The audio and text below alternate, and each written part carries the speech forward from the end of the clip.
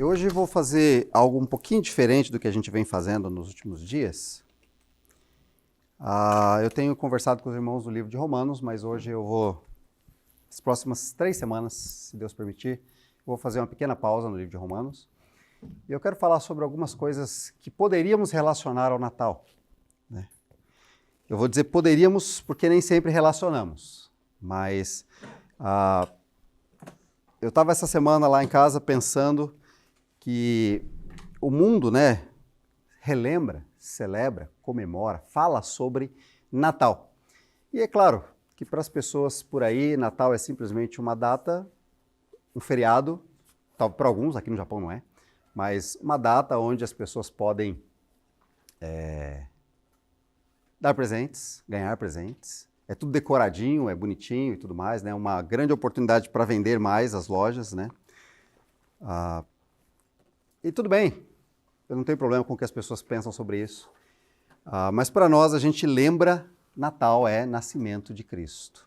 É isso que é Natal. Por mais que Jesus não tenha nascido no dia 25 de dezembro, o mundo inteiro lembra do Natal nesse dia, então a gente vai lembrar também do nascimento de Jesus, pensando no nascimento de Jesus, focando no nascimento de Jesus, né? E eu estava pensando essa semana, o que veio antes,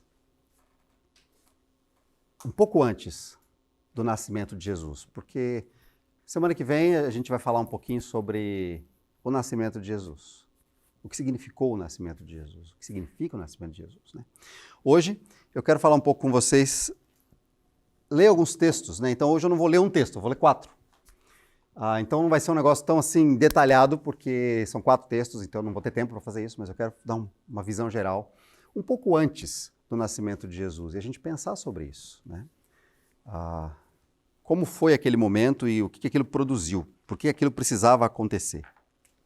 Eu quero começar lendo com vocês Isaías, capítulo 7, versículo 14. Eu vou ler com vocês esse versículo, vou orar mais uma vez, e depois nós vamos conversar sobre alguns textos aqui, esses textos que estão ali. Isaías, capítulo 7, versículo 14.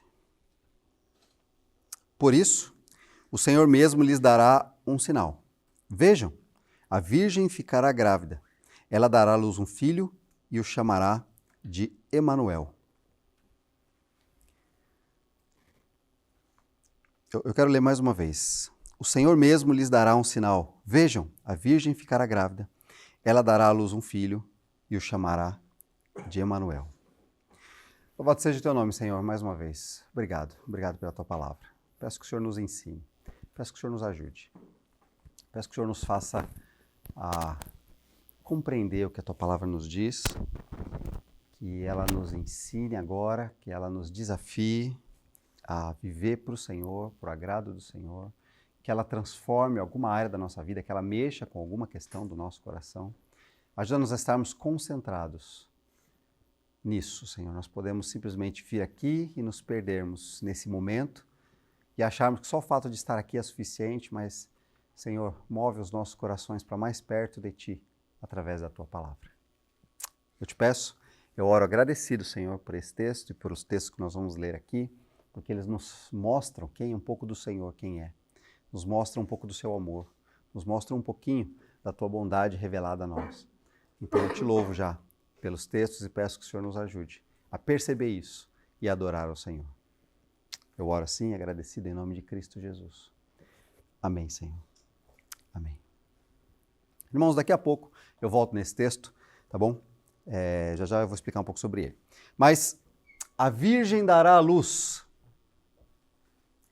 Interessantemente, esse versículo, que a gente vai ver daqui a pouco, né, que Mateus, nessa passagem ali de Mateus, ele vai citar esse versículo, esse versículo de Isaías, né? A virgem dará à luz. Quando a gente hoje, no meio cristão, que a gente está acostumado com o cristianismo, já frequentamos igrejas há um tempo, a gente ouve a virgem dará à luz, a gente lembra logo do nascimento de Jesus, né? Porque era o anúncio disso, segundo Mateus. Mateus estava dizendo que o profeta anunciou a vinda de Jesus, né? Mas, interessantemente, irmãos, essa ideia daquela profecia ali, dita àquele povo, naquele momento, e o próprio nascimento de Cristo, o modo como aconteceu, tudo como é para nós, é para o povo. Alerta, um alerta. Um alerta do juízo de Deus. Então, um alerta para arrependimento e fé. Então, quando a gente pensar, a Virgem dará à luz a um filho e o chamarão Emanuel, Deus conosco. É legal, é lindo, e a gente vai falar mais sobre isso na semana que vem, sobre essa beleza disso tudo. Mas essa questão ela vem associada a um alerta. Né? Por quê? Eu vou tentar explicar para vocês. Porque como a gente vai falar de Isaías, eu preciso dar um pouco de contexto para vocês entenderem a situação que o profeta Isaías estava vivendo quando Deus falou com ele aquilo. Né? Primeira coisa é Isaías. Isaías é um profeta. O que significa isso? É um homem do povo de Deus, chamado por Deus para alertar o seu povo contra a rebeldia que o povo estava contra Deus. Então, Isaías é um homem que ele é levantado, chamado por Deus para levar uma mensagem de alerta. Prestem atenção, povo. Vocês estão em rebeldia contra Deus. Prestem atenção no que vocês estão fazendo, vocês estão virando as costas para Deus. E o chamado é: arrependam-se. Arrependam-se e voltem para Deus. Então, essa era a função do profeta. Essa era a função de Isaías. Ele foi chamado no capítulo 6. Depois você pode ler em casa. Talvez a primeira missão dele foi essa de falar ao povo isso aqui, que a gente acabou de ler no capítulo 7. Né? Era um chamado para alerta contra a rebeldia. Qual era o contexto geral? Só para vocês entenderem o que estava acontecendo. Vocês sabem um pouco sobre a história bíblica, então vocês sabem que o povo de Israel é o povo de Deus, né? Lá no Antigo Testamento. Só que teve momentos da história que, se você acompanha, você sabe que o reino de Israel ele foi dividido. Ele se dividiu. Um rei assumiu a parte do norte e outro rei assumiu a parte do sul. Tá? Então teve dois reinos, o reino de Israel e o reino de Judá. Os dois eram povo de Israel, mas eles foram divididos em dois reis, dois reinos. O que estava acontecendo aqui era o seguinte: o reino do norte, que já estava se afastando de Deus há mais tempo, em rebeldia com Deus há mais tempo, ele se uniu, fez uma aliança com a Síria. A Síria era uma outra nação, uma outra região pagã ao norte. Ela fez uma aliança com eles e eles estavam ameaçando o sul. Vamos invadir. Vamos invadir e vamos tomar Judá, que é o sul. E naquele momento, Acás era o rei de Judá, isto é, o rei do sul. E Acás, interessantemente, ele era descendente de Davi. Então, no reino do norte não tinha um rei descendente de Davi, mas no reino do sul havia Acás, que era um rei descendente de Davi. Só que esse rei Acás, irmãos, a gente vai ver algumas coisas aqui nesse texto, mas é interessante porque ele devia confiar em Deus. Isaías está chamando ele, confie em Deus. Mas, na verdade, ele ouviu que ele ia ser atacado. Então ele não estava confiando em Deus, ele estava confiando que ele ia fazer um acordo com a Assíria, que era uma outra região, uma nação grande, forte, de guerreiros. Eu vou fazer um pacto com eles e eles vão me ajudar a me proteger contra clima de guerra, né? Contra o Israel do norte e contra a Síria. Só para vocês entenderem um pouquinho o que eu estou dizendo, não sei se dá para você ver, mas o mapa você tem Judá, que é essa região aqui, era o reino do sul. Você tem Israel, que era o reino do norte. Você tem a Síria, tá? Que era Arã também. A Síria lá em cima se uniu a Israel para invadir Judá, tá bom? Aí, o rei de Judá na época era Acás, na época de Isaías, está falando ali, Acás. Acás está pensando assim: eu vou fazer uma aliança com a Assíria, que ficava mais ou menos por aqui no mapa, tá bom? Eu vou fazer uma aliança com eles e eles vão me ajudar a me proteger daquele ataque. E Isaías vai dizer: não confie na Assíria, confie em Deus.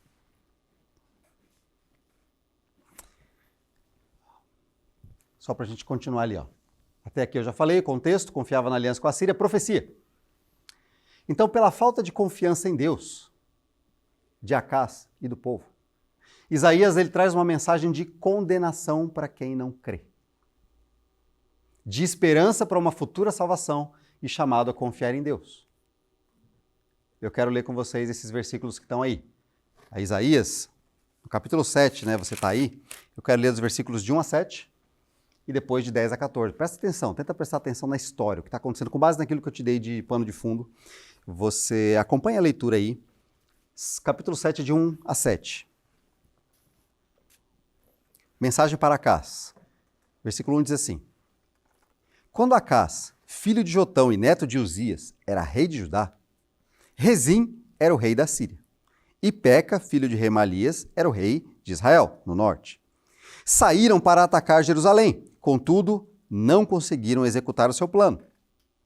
Havia chegado à corte de Judá, no sul, a seguinte notícia: a Síria se aliou com Israel contra nós.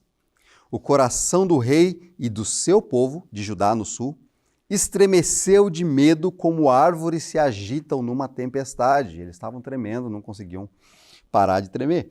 Então o Senhor disse a Isaías, que era o profeta dele: pegue o seu filho, Sear-Jazube, que é salvarei a remanescente, e vá encontrar-se com o rei Acás.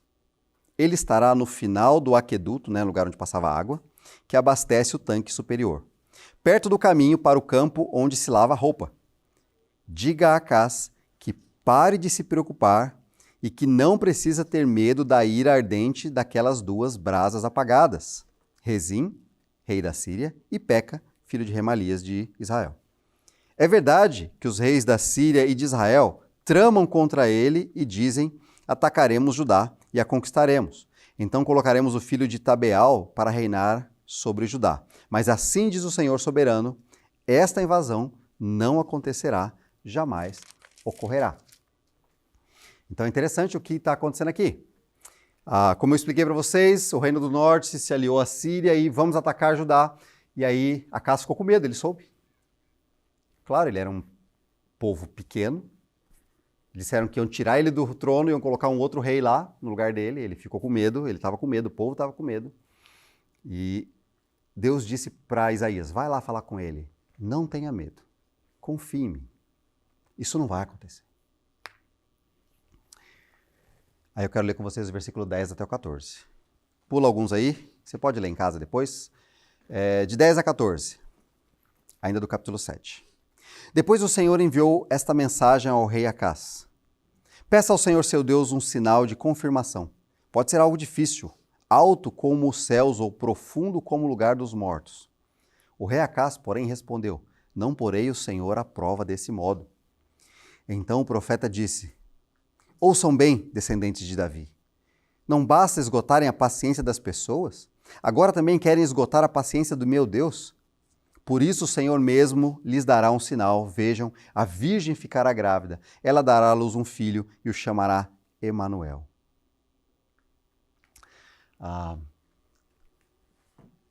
É interessante que quando Isaías vai falar com Acás, Isaías diz: Deus está falando para você, pode pedir para ele um sinal de que isso vai acontecer.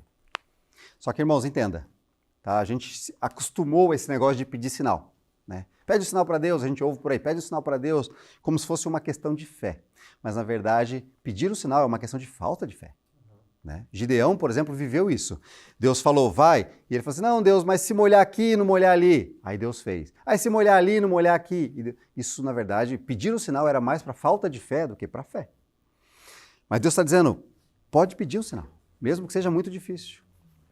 E a resposta de Acás parece ser uma resposta muito de alguém que teme a Deus, piedoso. Ele diz assim, ele cita Deuteronômio, ele diz: nunca porei Deus à prova, não porei o Senhor à prova desse modo. Né? Jesus, inclusive, cita isso, né? Não coloque o seu Deus à prova. Né? Mas é interessante aqui, por que Acás disse isso? Não é porque ele era um homem que temia a Deus, é porque ele não ia buscar Deus. Ele já estava certo que ele ia fazer aliança com a Assíria. Ele dizia, a Assíria tem um exército gigante, eu vou entrar em contato com eles e eles vão me ajudar. Então não era por temor de Deus, ele estava dizendo, tanto é que a palavra de Isaías depois é uma palavra de, ele briga com ele, ele exorta, né? Ele diz, vocês descendentes de Davi, quem era descendente de Davi era ele, o próprio rei Acás, né? Vocês estão fazendo as pessoas perderem a paciência, agora vocês querem também fazer Deus perder a paciência? Isaías está falando para ele. E aí ele fala, então, Deus vai dar um sinal. E que sinal é esse? A virgem ficará grávida e dará à luz um filho, que chamarão Emanuel. Dá uma olhada no versículo 15, que é o seguinte, versículo seguinte. A virgem ficará grávida, ela dará à luz um filho e o chamará de Emanuel. Quando essa criança tiver idade suficiente para escolher o bem e rejeitar o mal, comerá coalhada e mel, pois antes de a criança chegar a essa idade, as terras dos 2 reis que vocês tanto temem ficarão desertas. Isaías está dizendo, vocês não confiaram em Deus, não confiam em Deus, mas saiba que nesse contexto, quando a virgem dar à luz, antes dessa criança ter idade suficiente, esses reis que vocês estão temendo agora, a terra deles já vai ficar destruída. E ele vai dizer no capítulo 8, eu não vou ler aqui com vocês, porque senão seria muita coisa para a gente ler, eu quero ler outras coisas, na verdade. Mas no capítulo 8, a gente vai ver Deus dizendo assim, a Síria vai vir mesmo. Você não confiou em mim? Confiou na Síria? Eu vou trazer a Síria. Mas a Síria vai vir e vai destruir vocês, e vai destruir Israel, e vai destruir a Síria. E vai tomar tudo. Vai ser o grande reino assírio. Eu vou usar essas pessoas. Esse povo que você confia, ok, eu vou usar eles, e eles vão vir e vão destruir vocês. No capítulo 8 ele vai falar isso. Então a sua terra vai ficar deserta. Eles vão vir como se fosse uma enchente. E vão tomar tudo. Inclusive esses 2 reis que vocês estão com medo agora, antes da criança ter 12 anos, mais ou menos, a terra deles já vai ter sido tomada e já vai ser um deserto só. E vocês não confiaram em mim. Aí no finalzinho do capítulo 8, Deus vai dizer para Isaías, confie em mim. Ainda vou salvar uma remanescente, um pequeno grupo eu vou salvar. Eu vou restaurar aqueles que crerem em mim. Então é interessante porque quando ele fala dessa mensagem, desse sinal, é um sinal de alerta, de condenação. Vocês confiam em mim, se não confiam, haverá condenação. Se vocês confiam em mim, eu salvarei um pequeno grupo ainda que passa dificuldade. Irmãos, teve um cumprimento parcial, tá bom? Essa criança que nasceu, filho da Virgem, entenda, naquele contexto, a moça que ele está dizendo era virgem até ela ter relações com o marido. Então ele está dizendo, a virgem vai dar à luz um filho. Que no caso foi o filho de Isaías. Isaías se casou com uma jovem, virgem, e aí essa jovem deu à luz um filho. E antes mesmo desse menino completar 12 anos, teve essa invasão, historicamente. Houve essa invasão e realmente a Síria tomou tudo. Né? Mas isso era um cumprimento parcial. Tá bom? Mas já já a gente volta nisso. Eu quero ir para os textos do Novo Testamento. Vá para Lucas, por favor. Lucas capítulo 1. Lucas capítulo 1, a visão de Maria. Tá? A visão no sentido como Maria viu esse primeiro momento. Ok? Porque quando a gente lê esse versículo e pensa a Virgem dará à luz, a gente lembra de Maria. E já a gente vai chegar nesse ponto. Mas como Maria viu essa situação? Abre lá em Lucas capítulo 1. Lucas 1, de 26 até 38. Eu já grifei algumas coisas aqui para a gente ir lendo e eu ir destacando para vocês, para a gente conversar, mas você pode acompanhar na sua Bíblia também. Ela está aí, tá bom? Lucas capítulo 1, versículos 26 a 38. Diz assim, no 6º mês de gestação de Isabel, Deus enviou o anjo Gabriel até Nazaré. Nazaré era uma cidadezinha da Galileia. A uma virgem de nome Maria. A uma virgem de nome Maria. Isso foi colocado de propósito. Lucas, enquanto escrevia, a virgem de nome Maria. Essa jovem estava prometida em casamento a um homem chamado José. Entenda, prometida em casamento, era um noivado, ela não era casada ainda, mas na cultura judaica era praticamente casamento. Tá? Era um compromisso tão forte quanto casamento, eles só não estavam juntos ainda, mas eles já sabiam que ali há algum tempo eles seriam unidos. Então, para separar esse compromisso de noivado, esse compromisso de casamento, que não era casamento ainda, eles tinham um negócio chamado carta de divórcio para separar esse compromisso, tá bom? Então, se acontecesse alguma coisa, isso só acontecia se tivesse algum problema acontecendo, tá? Então, essa moça, ela estava prometida em casamento a um homem chamado José, descendente do rei Davi. Para a gente destacar aqui. É isso aí, de propósito. José era descendente do rei Davi. Da família do rei Davi, né? Da linhagem do rei Davi. 28. Gabriel apareceu a ela, Maria, e disse o seguinte: alegre-se, mulher favorecida, o Senhor está com você. Confusa, Maria tentou imaginar o que o anjo quis dizer. Não tenha medo, Maria, disse o anjo, pois você encontrou favor diante de Deus. Você ficará grávida e dará à luz um filho, e o chamará Jesus. Ele será grande e será chamado Filho do Altíssimo. O Senhor Deus lhe dará o trono do seu antepassado Davi, e ele reinará sobre Israel para sempre. Seu reino jamais terá fim. Olha o anúncio que o anjo fez. Maria era uma moça do povo judeu. Ela esperava o Salvador. Ela esperava o Messias. O que o anjo está dizendo é através de você que isso vai acontecer. Você dará à luz um filho. Você o chamará Jesus, que significa Deus salvo. Ele será grande e será chamado Filho do Altíssimo. E o Senhor lhe dará o trono do seu antepassado Davi, voltando para a aliança de Deus. O Messias viria do trono de Davi. Ele reinará para sempre sobre Israel. E o seu reino jamais terá fim. O Messias, o Cristo, o Salvador esperado. Né? É isso que o anjo disse para Maria nas vésperas dela ficar grávida. Ok? Ela não estava grávida ainda. Continuando no versículos 34. Maria perguntou ao anjo, mas como isso acontecerá? Eu sou virgem. E é interessante isso aqui, porque Maria estava prometida em casamento a José. Talvez ela poderia ter pensado, é legal, depois que eu casar, então eu vou ter um filho de José, e esse filho de José vai ser o rei, vai ser o Messias. Mas na verdade, na cabeça de Maria foi, não. Como que isso pode acontecer se eu não sou casada ainda e eu sou virgem? Tipo assim, ela estava entendendo, vai acontecer já, vai acontecer daqui a pouco. E o anjo respondeu, o Espírito Santo virá sobre você e o poder do Altíssimo a cobrirá com sua sombra. Portanto, o bebê que vai nascer será santo e será chamado Filho de Deus. Além disso, sua parenta Isabel ficou grávida em idade avançada. As pessoas diziam que ela era estéril, mas ela concebeu um filho e está no 6º mês de gestação. Pois nada é impossível para Deus. É interessante aqui, irmãos, que a palavra de Maria é de dúvida, né? E como é que isso vai acontecer? A palavra do anjo é, Deus pode fazer o que ele quiser. Inclusive, a sua parenta, ela já era uma senhora e ela era estéril, a vida inteira ela viveu sem filhos. Mas ela está grávida agora e já está no 6º mês. Para Deus não é impossível.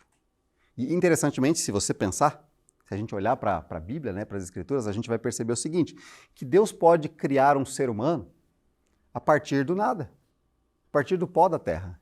Ele fez isso com Adão. Deus pode criar um ser humano a partir de um outro ser humano, de um homem.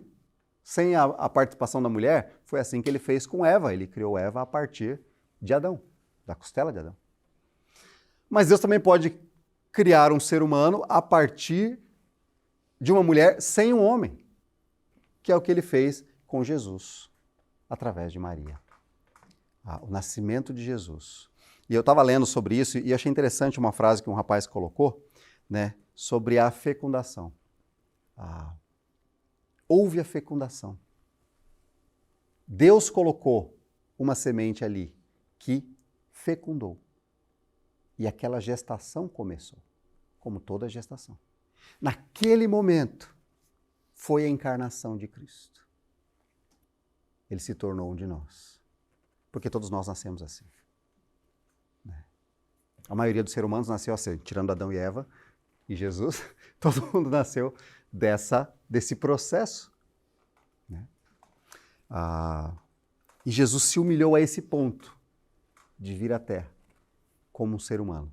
Deus podia ter criado Jesus, o corpo de Jesus humano, Jesus podia ter vindo já adulto, humano? Podia. Deus pode fazer o que ele quiser, foi o que o anjo falou, pois nada é impossível para Deus. Mas Deus quis que o processo fosse um processo dito, entre aspas, natural. Ele nasceu. Ele foi gerado ali na barriga. Foi concebido ali na barriga. Né? Para que o corpo dele nascesse como nós nascemos. E aí acontece aquilo que a gente viu na semana passada em Romanos. Adão foi o representante para a desobediência, Jesus foi o representante para a obediência. Né? Por isso que ele tinha que ser totalmente homem, e é isso que fala o nascimento de Jesus. Jesus veio em carne. Tá? Mas, sem deixar de ser Deus, é o que o tempo todo o texto está dizendo. Ele será filho do Altíssimo.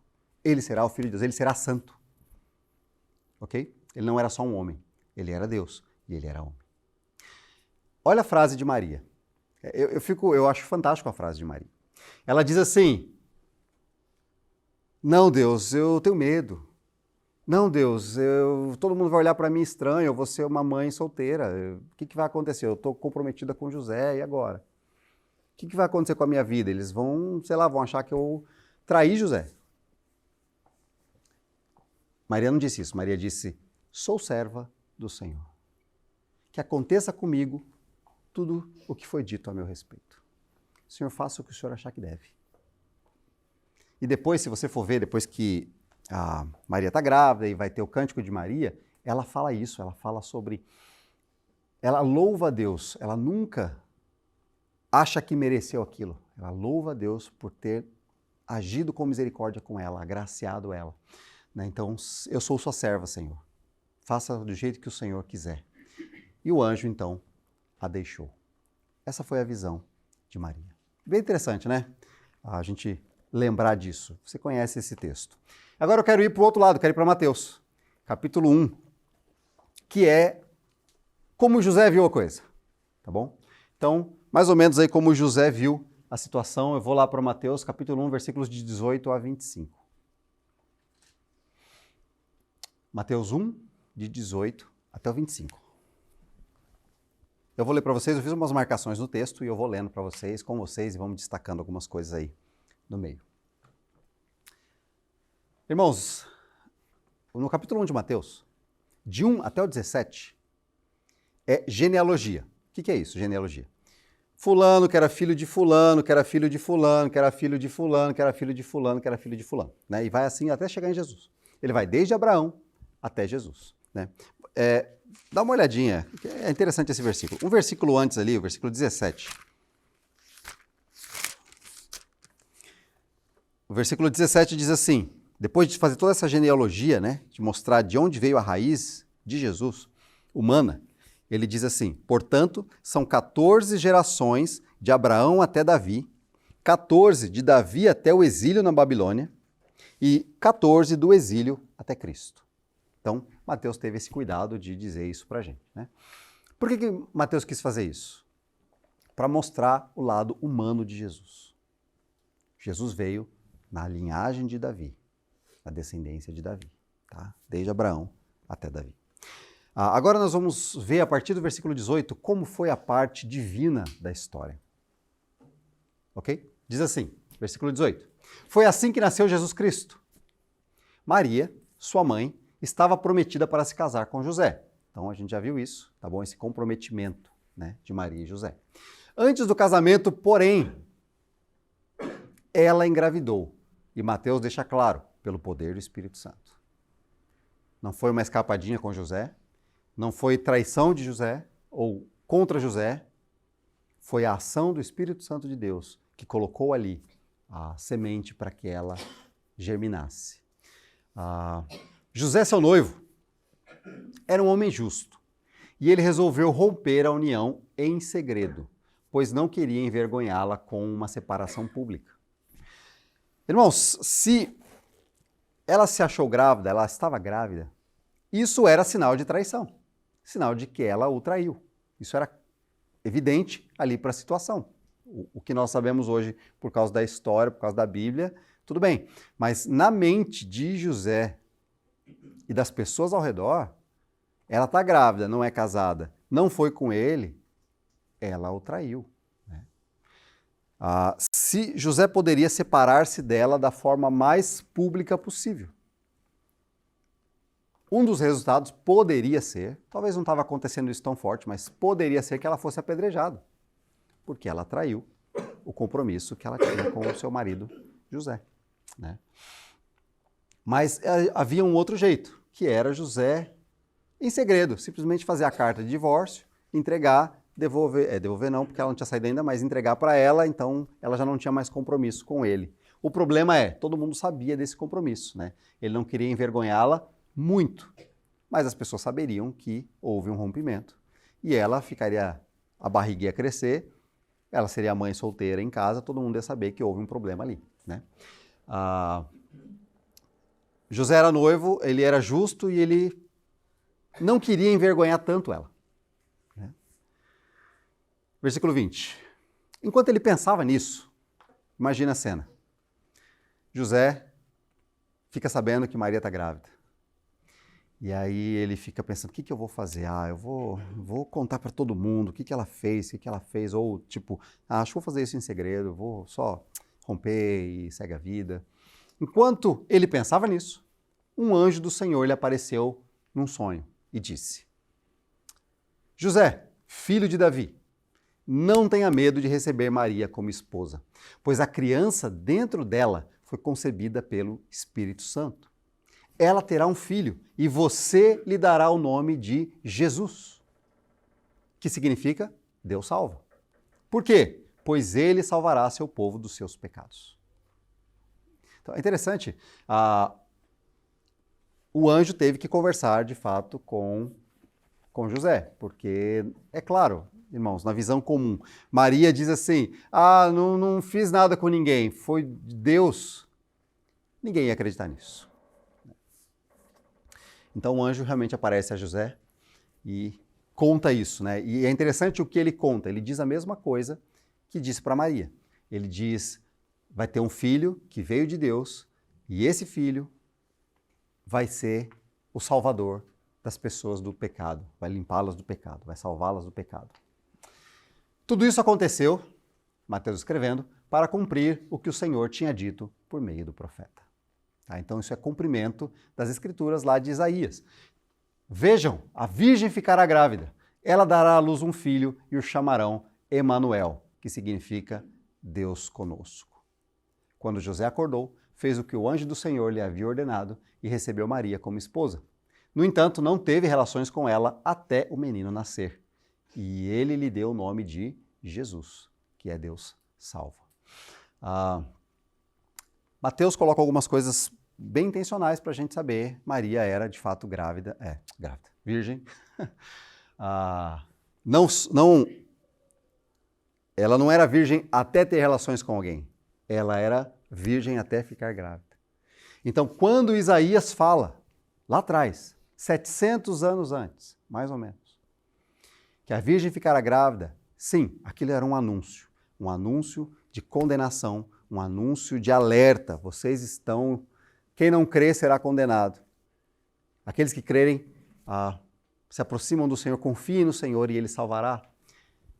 Aqui agora você tem o cumprimento completo. Isso aconteceu, então teve um cumprimento lá, o nascimento do filho de Isaías, teve tudo o que aconteceu lá. Mas agora você tem o cumprimento completo dessa profecia de Deus, dessa palavra de Deus, né? A virgem era virgem mesmo. Ela ficou grávida sem relações com um homem. E ela deu à luz um filho. E ele era Emanuel. O que significa isso?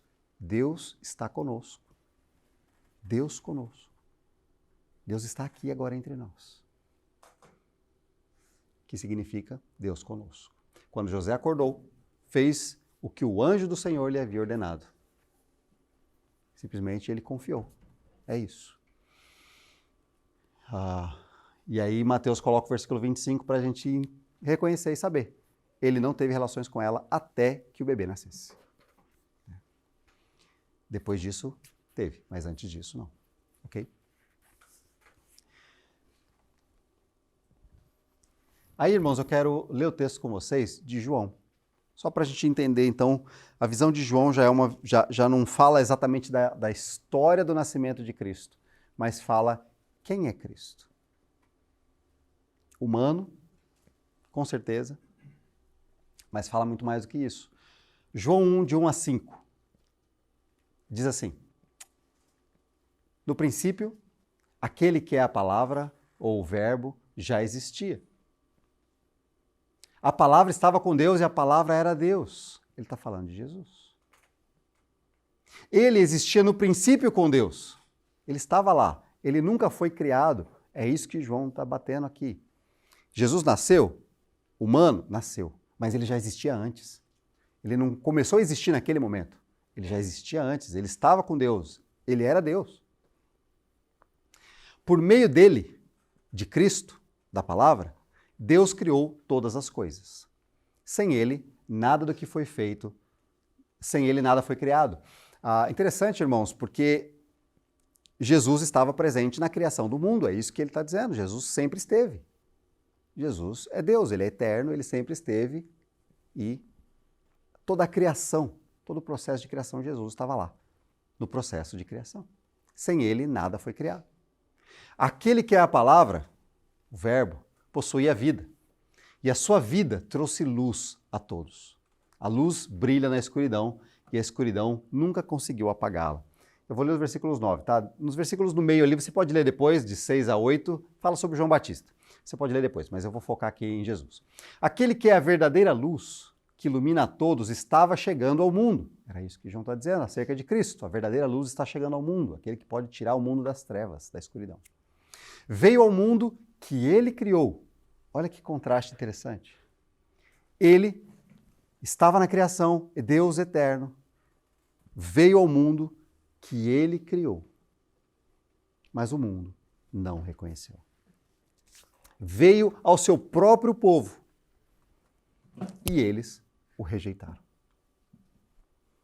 Mas a todos que creem nele, que creram nele e o aceitaram, ele deu o direito de se tornarem filhos de Deus. Estes não nasceram segundo a ordem natural, nem como resultado da paixão ou da vontade humana, mas nasceram de Deus. Assim, a palavra ou o verbo se tornou ser humano, carne e osso, e habitou entre nós. Ele era cheio de graça e verdade. Vimos a sua glória, a glória do Filho único do Pai. Então aqui João, ele vai falar sobre esse lado divino de Cristo. Que ele se tornou homem, mas ele nunca deixou de ser Deus. E ele vai falar sobre Jesus ter vindo à Terra. E a gente vai falar um pouco mais sobre isso na semana que vem, né? Sobre o fato de Jesus ter vindo, Natal, né? Estamos falando de Natal, nascimento. Tudo isso, irmãos, para a gente lembrar da profecia. 700 anos antes de Cristo vir, da Virgem ficar grávida, teve uma profecia que apontava para a Virgem dará à luz, alerta de juízo, arrependimento e fé. Natal, a gente tem que pensar a mesma coisa. Tá? A Virgem ficou grávida, deu à luz o Messias, o Salvador. E ele veio e passou por tudo que ele passou, e a gente fala sempre sobre isso. Hoje eu não vou voltar nisso agora, mas para que nós pudéssemos ser salvos. Aqueles que creem, João acabou de falar, mas aqueles que creram, Deus deu a eles o direito de se tornarem filhos, isto é, não era antes. Aqueles que não creram, não dá para dizer que é filho, é isso que o texto está dizendo. Sabe aquele ditado popular? Eu também sou filho de Deus? Depende. O que o texto de João diz é: todos os que creram nele e o aceitaram, ele deu o direito de se tornarem filhos de Deus. Isto é, quem não creu não pode ser chamado filho de Deus. Né? É um alerta para nós. Juízo para quem não crê, mas salvação, né, para aquele que crê. E graça de Deus derramada a nós, né? Nos chamando a arrependimento dos nossos pecados, a fé. Ele veio para salvar a gente dos nossos pecados, nos perdoar. O pecado levaria à condenação. Ele veio para nos perdoar dos nossos pecados. Então, essa profecia como alerta. Então, Natal para a gente, nós precisamos lembrar disso, né? Alerta de Deus. E você hoje que já é crente, né? Nós que já somos crentes, que já entendemos isso, o Natal precisa ser lembrado por nós como alegria, com certeza. Não é o dia do aniversário de Jesus. Não é isso. Não é só lembrar que ele nasceu, é lembrar por que ele nasceu. É lembrar o que fez ele vir à Terra. E quando ele veio, o que isso resultou para nós. Isso é Natal. Então, o mundo pode celebrar o Natal, pode até falar de Cristo. E é ótimo. Só que nós que entendemos o Evangelho, que entendemos isso que João falou aqui, irmãos, isso para nós precisa nos encher de alegria, de gratidão por esse Deus tão maravilhoso, que fez algo fantástico. Nós temos palavras para descrever isso. É algo fantástico, algo maravilhoso.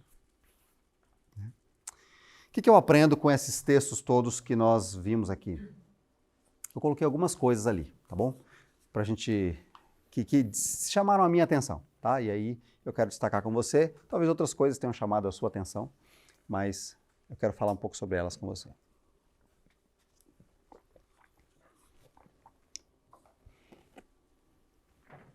A vinda do Filho da Virgem aponta para, que eu acabei de falar, condenação. Juízo de Deus pela falta de fé nele. Isso apontou lá em Isaías. O povo estava faltando, não estava buscando a Deus, estava confiando em carros, cavalos, em exércitos vizinhos, mas não confiando em Deus. Então, Deus anuncia condenação para quem não crê. E é a mesma coisa em Cristo. João acabou de falar. Aqueles que creram serão salvos. Aqueles que não creram, não. Mensagem de condenação, sim. Tá? Segunda coisa é esperança de salvação no futuro pela fé. Quando Deus fala com Isaías lá atrás, ele fala para o povo, tudo bem, Isaías, eu sei que o povo vai passar por situações muito difíceis, mas entenda, eles vão passar e eu vou resgatar um remanescente, um grupo desse povo vai crer e vai permanecer firme e serão salvos. Né? E aí hoje, para nós é a mesma coisa, aqueles que crerem são chamados filhos de Deus, foram tirados debaixo da ira de Deus, aqui diz no capítulo 3 de João, versículo 36. Né? Então foram salvos. Então esperança de salvação pela fé. É isso que a gente viu lá em Romanos, né? A gente viu lá em Romanos, no capítulo 5, a salvação pela fé não é algo novo. Paulo, quando escreveu lá Romanos, ele falou sobre salvação pela fé lá em Abraão, em Davi, em Isaías, e para nós hoje. Não é algo novo. Segunda coisa, então, a vinda aponta para um alerta, condenação e salvação. Mas Deus cumpre as suas promessas. E a segunda coisa que eu quero destacar para vocês, que eu olho para essa história toda e me chama a atenção o Filho da Virgem nascendo, Deus cumpre suas promessas, irmãos. Se Deus disse que vai acontecer, vai acontecer. Por isso que para nós, dizemos assim, a Bíblia é o nosso único padrão de fé, nossa única referência. Por quê? Nós entendemos que a Bíblia é a palavra de Deus. Então, se Deus falou, é assim. Ponto. Tá? Então, Deus cumpre suas promessas. Isaías foi chamado a crer, isto é, confiar, mesmo nas situações ruins que viriam. O que Deus disse para Isaías naquele momento? Saiba, o povo não confiou em mim, a casa não confiou em mim, vai vir destruição. Entenda, vai vir. E veio. Eles foram atacados por exércitos terríveis, se tornaram escravos por anos. Mas ele diz, mesmo assim, confia em mim. Tudo isso vai passar um dia. Tá? Então, Deus cumpre suas promessas, Isaías foi chamado a confiar. E é interessante, irmãos, porque nós temos situações ruins na nossa vida, né? Nós passamos por alguns. Vamos passar por alguns, provavelmente. Né? Situações difíceis.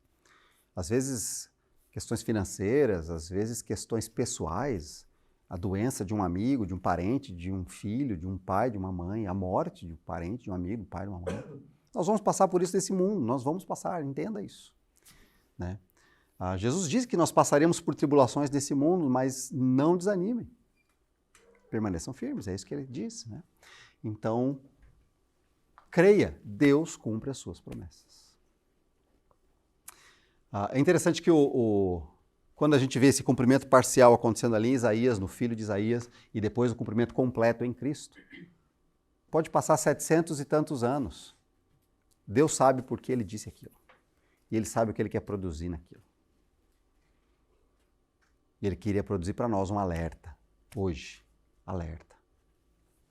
A condenação para quem não crê e a salvação para aquele que crê, né, em Cristo. Terceira coisa que destacou para mim é que Jesus se humilhou. Acho que eu vou falar mais sobre isso na semana que vem. Mas ele encarnou, ele se fez um de nós. E eu coloquei aquilo que eu falei para vocês na fecundação, né? Por causa da imaginação, para a gente lembrar disso. Porque a gente lembra que Jesus encarnou, ponto. Mas não, Jesus encarnou. Irmãos, ele estava ali na barriga de Maria. Um ser humano. No processo de formação. E aquilo, Filipenses fala que foi humilhação. Ele se humilhou, ele veio à terra que ele criou. Em forma humana, isto é, forma limitada, sendo que ele é Deus ilimitado, eterno. Ele se limitou. Ele se humilhou. E depois o texto diz de Filipenses que ele se humilhou até a morte. E além da morte, ele se humilhou. Lembra, Jesus eu sou a verdade e a vida. O caminho, a verdade e a vida. Ele se humilhou até a morte. E não só isso, ele se humilhou da pior forma de morte da época, que era, ele foi contado, como Isaías disse, foi contado entre os transgressores, entre bandidos, ele foi considerado bandido. Então ele foi crucificado, né? Ele se humilhou. E ele se humilhou por nossa causa, para que nós pudéssemos ter meio de salvação. Eu falei sobre, né, como Deus pode criar um ser humano, Deus pode fazer o que ele quiser. Do jeito que ele quiser. Tá? Do jeito que ele achar melhor. E o último ponto ali é, Natal é festa, sim. Natal é gratidão para quem reconhece o que é o verdadeiro Natal. Natal é gratidão. Por quê? Porque é o reconhecimento de amor de Deus, da graça e também de temor, né? Alerta de condenação, alerta de salvação. Então Natal é festa, é gratidão, é reconhecimento do amor de Deus. Ele fez isso por amor a nós. Ele fez isso por causa da sua graça, por causa da sua bondade. Mas também nos leva a temer a Deus, né? A buscá-lo. Para finalizar, irmãos, algumas coisas que eu estava pensando aqui. Para a gente, diante de tudo isso, e coisa que a gente pode tentar viver durante a semana, o desafio para mim e para você é passar a semana pensando no Natal. Isto é, nascimento de Cristo, né? Mais do que pensar no Natal, nossa, vai ter festa, vai ter comida, vai ter bolo, vai ter sei lá o que, não sei o que você costuma fazer, vai ter coisa com a família e tal. Nós vamos ter o nosso almoço, então vamos conversar sobre isso depois. Mas passar a semana pensando no Natal no sentido, o que foi o nascimento de Cristo? Tudo isso que nós acabamos de falar, né? Essas profecias, Jesus veio como humano, ele tinha que vir, era necessário que ele viesse como humano, que ele se humilhasse dessa forma, era necessário. Então, pensar sobre isso. Segunda coisa é pensar no que Cristo fez por você. Pensa nisso. O que Cristo fez pela sua salvação. E aí, irmãos, eu coloquei ali, né? Ter pelo menos uma atitude, mas o ideal que seria a gente exercitar isso sempre. Ter uma atitude, uma ação que seja de amar pessoas. Não só os de casa, não só os próximos, mas inclusive estranhos e inimigos. Porque é fácil a gente amar o da nossa casa, né? Estou demonstrando o amor cristão para com meu filho. É fácil. Mais ou menos. Mas é mais fácil. Mas atitude, pensar no que Cristo fez, nós vimos lá em Romanos capítulo 5. Né? Ele nos amou quando éramos inimigos. Então, a gente poder ter atitude de amor para com pessoas. Não só os de casa, mas com os irmãos, com pessoas de fora, até com pessoas que são complicadas para nós, né? Não se prender a coisas dessa vida, irmãos. Nós perdemos bastante tempo presos às rotinas e coisas dessa vida. A gente esquece do relacionamento com Cristo. Porque a gente está preso às nossas preocupações, a gente está preso aos nossos problemas, a gente está preocupado com o dia de amanhã, a gente está preocupado com o que a gente vai vestir, com o que a gente vai comer, com o que a gente vai dirigir, com o que onde a gente vai dormir, onde que é a casa que a gente vai ter. Nós estamos preocupados com isso, o tempo todo preocupados com isso. E isso acaba tirando o nosso foco. Por quê? É o ponto C ali. Situações podem ficar bem ruins. O que fazer para descansar em Deus? Esse é um pensamento para você, para eu pensar. Porque as situações podem ficar bem ruins. Bem ruins. Isaías viveu coisas bem ruins. Por que eu estou dizendo isso, irmãos? Hoje, eu reclamo, você reclama, com coisas simples. Eu fico de mau humor, eu fico bravo por muito pouco. Muito pouco me deixa desanimado. Muito pouco me faz reclamar. Muito pouco me deixa de mau humor. Eu acordo, estou de mau humor. Fiquei de mau humor agora. Muito pouco, é muito pouco. Situações podem ficar bem piores das quais você já viveu hoje, até hoje. Como é que eu posso fazer para descansar em Deus? Esse foi o desafio de Isaías. Isaías recebeu a promessa de Deus. Confie em mim. A coisa vai ficar muito feia, mas confie em mim. Vai dar tudo certo. Como é que como é que eu posso desenvolver essa confiança em Deus? Esse meu relacionamento com o Senhor, de conversa com Ele, de buscar as promessas dEle através das Escrituras. Né? Como eu posso fazer isso para suportar dias difíceis? Dias um pouco difíceis como o que você vive hoje, ou dias muito difíceis como a gente nunca viu. Né? Quando eu penso de forma geral, irmãos, não é que eu quero diminuir a sua dor ou a minha dor, mas vamos imaginar de forma bem pequena. A gente ouviu-se falar muito sobre a guerra na Ucrânia e na Rússia. Imagina você, na sua casa, tudo bem, vivendo a sua vida, indo trabalhar, indo e vindo. Vamos imaginar aqui no Japão essa mesma situação. Você indo trabalhar, você vai acordar amanhã cedo, daqui a pouco você vai sair daqui, você vai para sua casa, você vai passar o seu tempo ali, fazendo algumas coisas que tem para fazer, talvez ao mercado, não sei. E aí, você vai dormir, já se planejando. Amanhã cedo, vou levantar cedo e vou para o trabalho. Né? Ou para a escola. Depende de onde você vai. Mas, de repente, às 4 horas da manhã, você ouve um alerta de explosão. Um míssil da Coreia do Norte caiu em Hamamatsu. Não é profecia. Eu espero. Mas vai aquele alerta, TV piscando, celular piscando, gritaria, berro, choro e sirenes para todo lado. E de repente começa a cair uma chuva de mísseis ao redor. Lugares destruídos. Tudo bem, você estava em casa com a sua família, você vai correr para onde? Vou correr para onde? Para debaixo da mesa? Não vai resolver. Agora, imagina outra situação. Né? Vocês estão separados. O marido foi para um lugar, a esposa foi para um lugar, os filhos foram para a escola, e de repente começa esse caos no mundo. E aí? E aí você começa, e agora eu preciso ir atrás, preciso ligar, não tem celular, caiu o sinal, não consigo falar, não consigo ter contato. Chego lá na escola, ele saiu daqui, não está aqui mais. Eu chego lá no trabalho, o outro não está aqui, o prédio do trabalho onde estava caiu. E agora? O que eu faço? Trânsito, tudo destruído, imagina, né? Vai ser um caos. Sem energia elétrica. Sei lá, imagina o pior das hipóteses possível. Eu estou falando, irmãos, porque algumas pessoas viveram isso. Lá na Ucrânia tem algumas igrejas que os irmãos passaram apertos terríveis, estão passando. Famílias se separaram. Por quê? Porque as mulheres e as crianças puderam fugir e se refugiar na Hungria e países vizinhos. Os homens não podiam sair da Ucrânia, porque se precisasse guerrear, precisava de homens ali. Então, separou-se as famílias. Nós estamos falando para nós parece muito distante? Parece. Mas como a gente lida com uma situação tão ruim quanto essa? Perto dessa situação, aqui você vive hoje, é nada. Aqui eu vivo hoje, é nada. Né?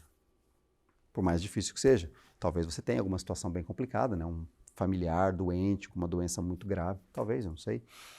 Mas ainda assim. Né? Como eu posso aprender a descansar?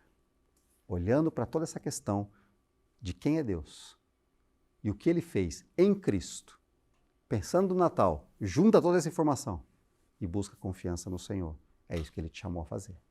Né? Pare de confiar nas coisas, como Acaz. Comece a confiar no Senhor. Vamos orar?